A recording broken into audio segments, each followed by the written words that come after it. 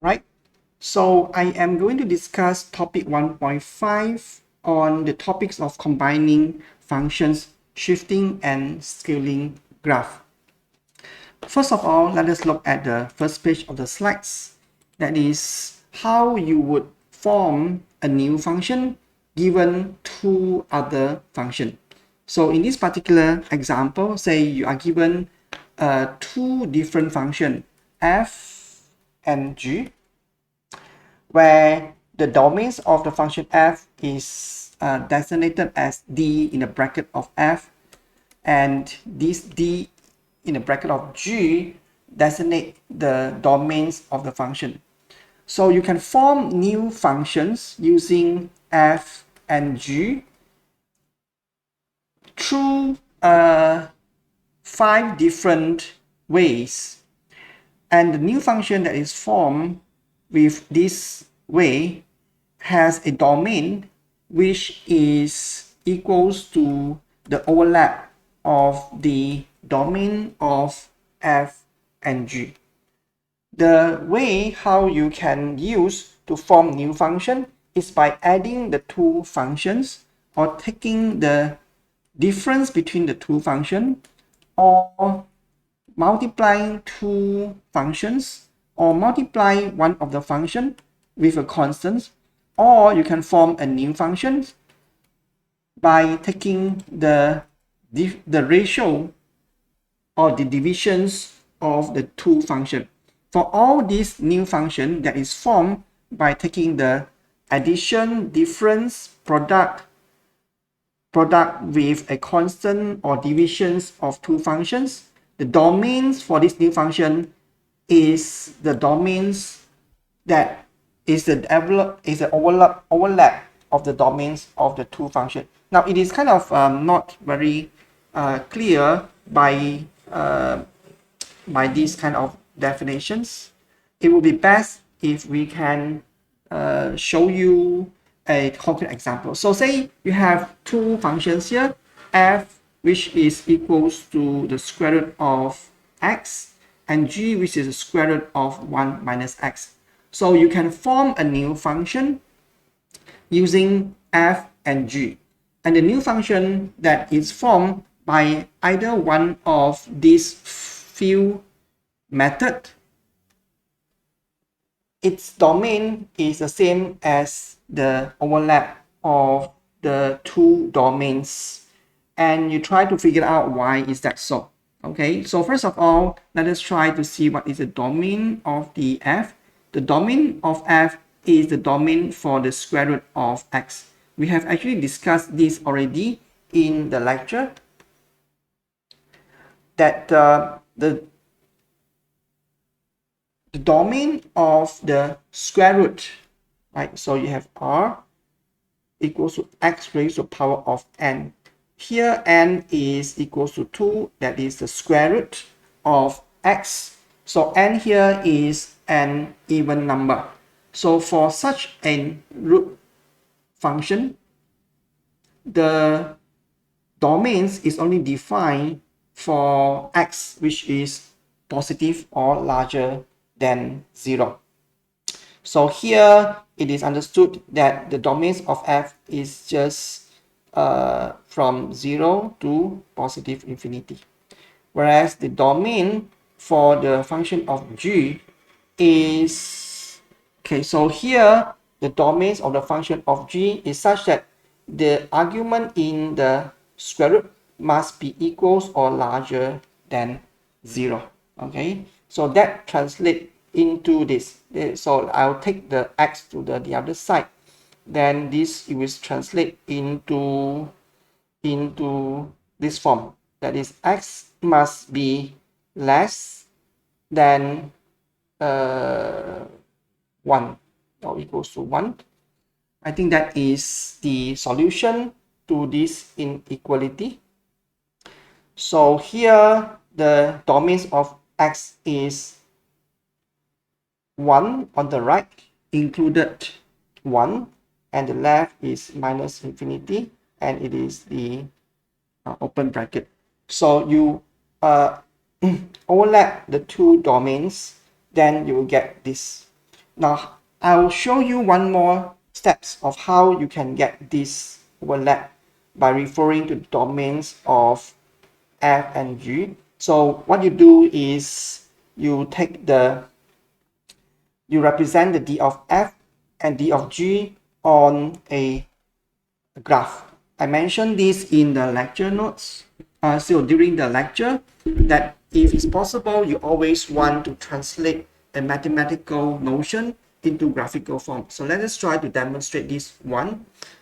So I'm going to go to this. So the d of f is a domain which is equals to 0 to infinity, including 0. So that is 0 to infinity. So that is the domains of f, whereas domain of g is from negative infinity to 1. Domain of g is minus infinity to 1. So let us try to represent this domain of f. So it will be like this, and you have a 0 here, which is 0. So I'll close this with a left bracket, and then it will be on the right hand side, it will be going to infinity.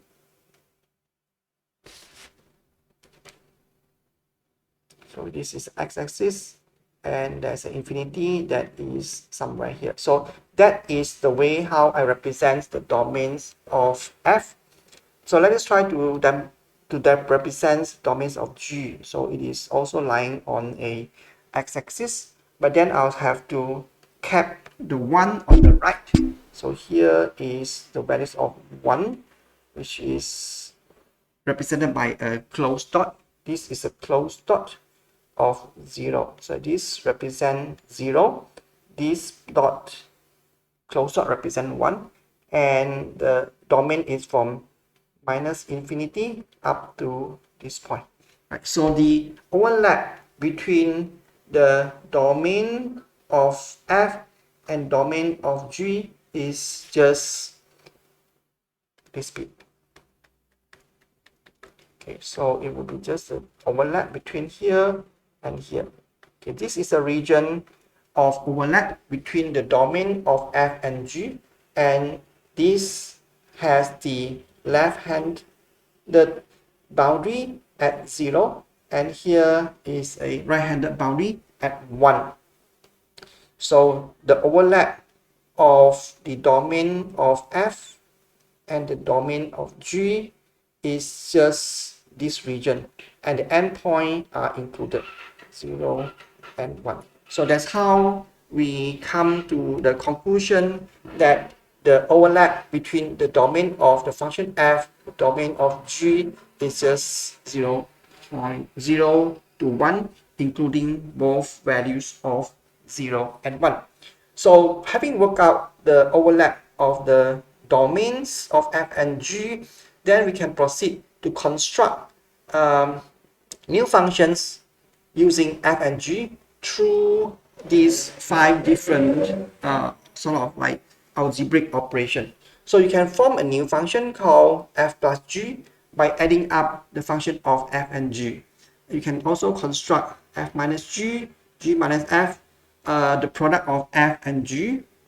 The product of f and g and f are the same because the operation of multiplication is what we call commutative. Fg and gf are the same. We can also form the ratio function of f over g and g over f. Now, mind you, the important concept here to remember is the function form, say for example, with f and g is a new function. Okay, so f is a function given to you, square root of x. This is a function of square root of 1 minus x. When you add these two functions together, you get a new function. Sometimes we want to name the new function with a different name, h. Right, so h is different than f, h is different than g, and h is defined as the sum of two functions. So there are two ways to express the new function obtained by adding function f and g. Either you call this f, so either you call the new function obtained as f plus g, So this is the name of the new function and it has an argument of x. So this represents the new function obtained by adding f to g. And sometimes you also call this h of x, which is a new function, and the new function is just equals to the addition of f and g. So given the function of f to be square root of x, g to be the square root of 1 minus x, then the new function of f plus g, or the h function I define here, would be then an expressions of simply square root of x plus square root of x, 1 minus x, right? So let us try to represent the situations of adding two functions together using Mathematica. I think that will give you a better picture of forming the new function from existing function. So say here I have function of f, and this is just defined as square root of x. So that is how I define the function of f. Then I have another function square root of 1 minus x.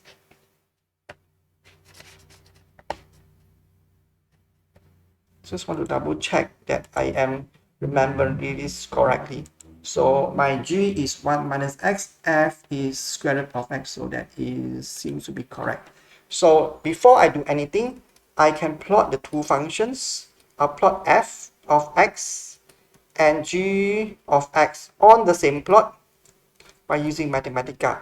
And I'm going to plot it for the domains which is between 0 and 1. So that is the domain, okay? The domain of the new function formed by f and g.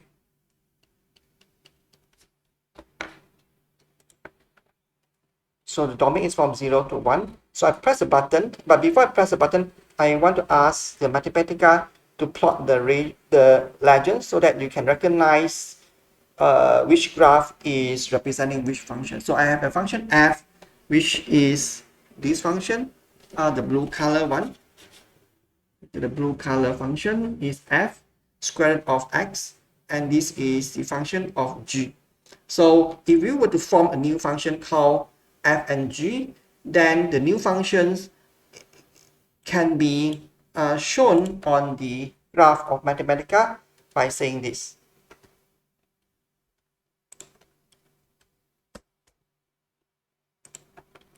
So I'm going to plot the third graph, which is just f of x plus g of x. So this will be the third function that is going to be displayed on Mathematica. So when I press the shift enter, you see three graphs. The first graph is f, which is the yellow color line, g, the orange color line, and the sum of the two functions, which I call a new function, fx plus gx, is represented by the green color line. So it's kind of straightforward to understand how the new function of fx plus gx can be formed. So to represent this in a different perspective, I'll define a new function. I'll call it x, h of x. The h of f is defined as the sum of the two functions. So I plot h of x. So here I get the new thing as well. So here h is a new function obtained by adding the function of f and g. So the conclusion for this example is to show you that given two different functions of f and g, you can combine them by adding them up to obtain a new function. A new function that is obtained here can be called f plus g, or you name it as h. And the domains of the new function formed in this manner is equals to the overlap of the domains of both function f and g.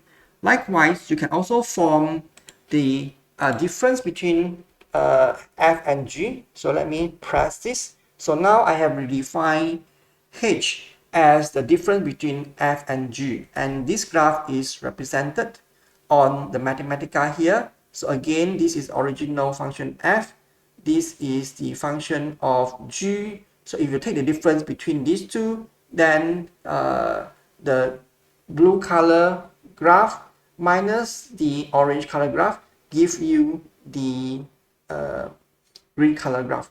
In order to be able to see and interpret the graph more clearly, you look at 3 points, 3 different points that shows the extreme limits for the difference between the two functions. For example, you look at the point here, x equals to 0. At x equals to 0, g is 1, f is 0.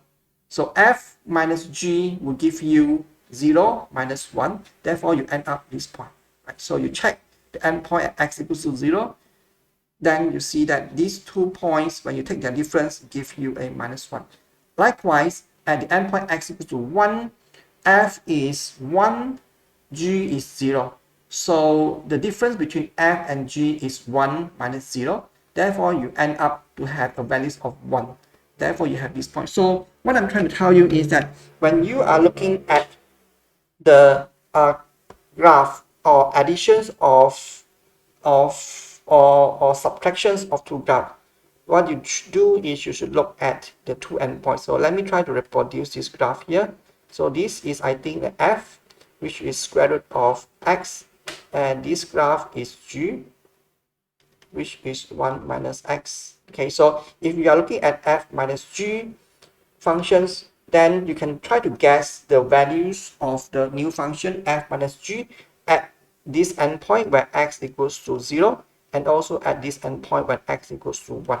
Right? So at x equals to 0, f is 0, and g here is 1. So 0 minus 1 will give you a value of x equals to minus 1. So these would be the values of the function of f minus g at x equals to 0. So you know that the new functions must end up at this point. Likewise, at x equals to 1, the values of the new function x at 1 is what? Is equals to f minus g at x equals to 1. So this is value of f at 0, f at 1. This is value of g at 1. So f at 1 minus g at 1 is, so f at 1 minus g at 1 is just equals to 1 minus 0. And this is just the values of f minus g at x at 1. So f minus g at 1, this point would have a values of 1, which is this. Okay, so you know that the endpoint of the function f minus g, this function, the endpoint must be starting from here and end up here. And in the middle of the graph here, it should be 0, because here the values of f and g is exactly the same. So f minus g for these particular values of x, I think is x equals to 0, x equals 0 0.5, it will end up 0. So at the point f minus g at the middle, I think 0 0.5, you expect that to give you a values of f at 0 0.5 minus g at 0 0.5, which is equals to some number minus the same number, and it should give you 0. So you will come to the conclusion that at this point of the center, the graph of f minus g must go through the center. So you have the two endpoints here, and the point in the middle has to be 0 though. So you can roughly estimate this is the shape of the graph for f minus gx. So that is what the Mathematica is giving you. The graph of the green color is this, where you have this endpoint minus 1, endpoint 1, and the middle point is exactly 0. So when you construct a graph from two functions, you should be able to sort of like anticipate whether the graph you got is correct or not by checking the extreme cases of the point. You don't need to check the whole graph, but you check the values of the graph at 3 specific points. So that checking will allow you to gain some insight into the new graph you have obtained. Okay, so that is a practice. When you get some result from your operation, you always try to understand the nature of this graph. That is, this graph, green color graph, is just the difference between h minus g, and their values at the endpoint could be easily worked out, and you check that indeed the graph that you obtain for this green color functions is behaving as what you have expected.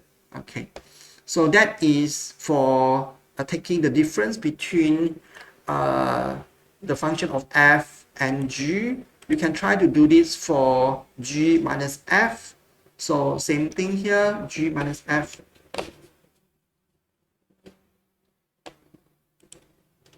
I just need to revert the definitions. So instead of g, I have x. Instead of f, I have g. So this is the difference between the function of g minus x, g minus f. So this is a different graph. So you can also interpret the green color functions by looking at the endpoint of the function for f and g. Okay, so the important point is that when you get a new graph, you should be able to interpret it based on the behaviors of the function f and g at the endpoint and at the middle point. Then you can also form a new function by taking the product of the two functions.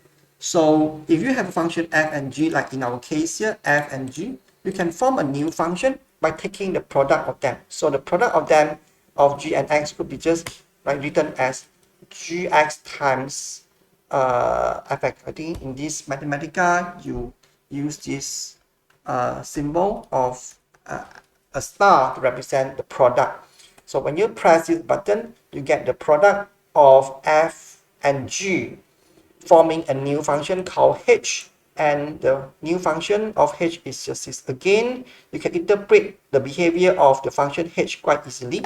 Namely, at the endpoint here, the function of g is 1, whereas the function of f at this endpoint is 0. So g at 0 is 1, f at 0 is 0. So the product of f at 0 and g at 0 will give you values of 0. So that is the values of h at 0.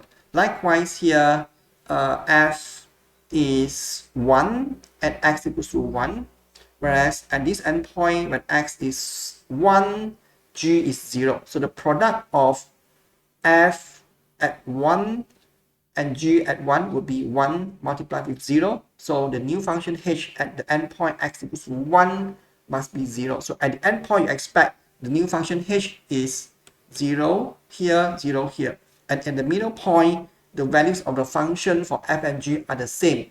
So it's roughly 0.7 something.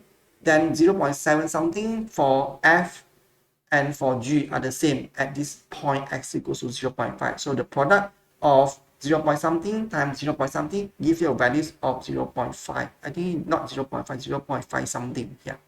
Okay. So this function times these functions will give you this function.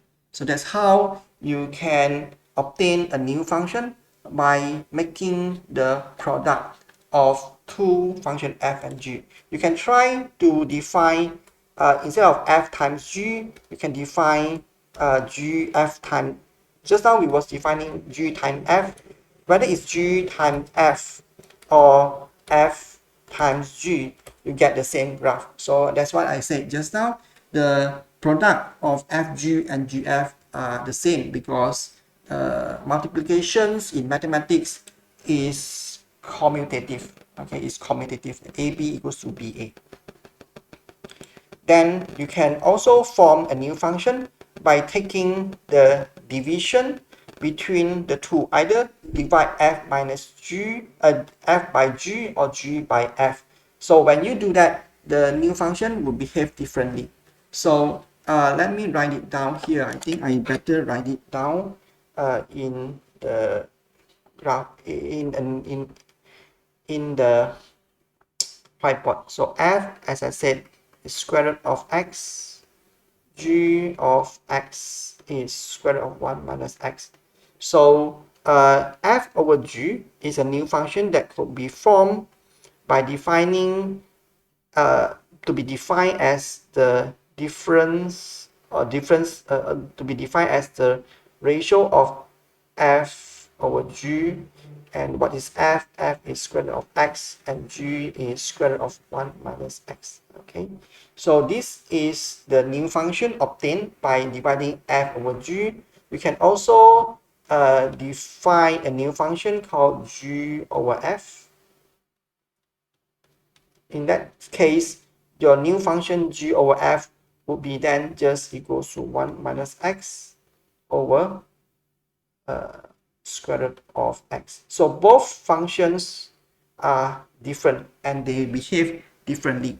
However, when you define the functions of f over g or g over f, there will be a particular values of x where the domain is where the values of the function is not defined. For example, in this particular case, f over g, when x equals to 1, the function is not defined. For this particular case, when x equals to 0, the function of g over x is not defined. So when you form a new functions of f over g or g over f, the domains of this ratio function is not exactly the same as the overlap of the domains of f and g. But the domains of these two functions is such that it is the overlap of the domains of f over g with the condition that the values of the denominator is defined. So you have to exclude those values of x from the overlap of domain of f and g, which causes the denominator value to be not that causes the denominator value to become 0. So in this case, for f and g, x is excluded. For this case, 0 is included. So the domain for f over g and the domains of g over x is not exactly the same as the overlap of the domains of both functions. We have to exclude those points where the denominator become 0. Okay, so understanding that, then you can ask Mathematica to plot f over g for you. So that is the new function. The green function is x over g. Then you can also ask Mathematica to show you the graph of g over f. So the g over f is a new function that is defined as such. Now you find that this graph of h is actually going up all the way, and actually it does not touch the vertical axis because this graph of green color actually goes to infinity when x is approaching 0. That is because the new functions of g over x here, g over x is equals to the square root of 1 minus x divided by x. So when x goes to 0, then the function g over h is going to infinity. That is represented by this case. G over f is going to infinity when x goes to 0. Okay. Whereas for the case of f over g, then the graph goes to infinity when x is approaching 1. So this graph would not touch the vertical values of 1. It just goes up to infinity. Okay, so that is how you obtain a new functions from two different functions. So next time, if I give you a functions f and then another function g, ask you to form, say, the sum of the two function, the product of the two function, the ratio of the two function, and ask you to plot the graph, you should be able to do that. And you should be able to also work out the domains of the combined function.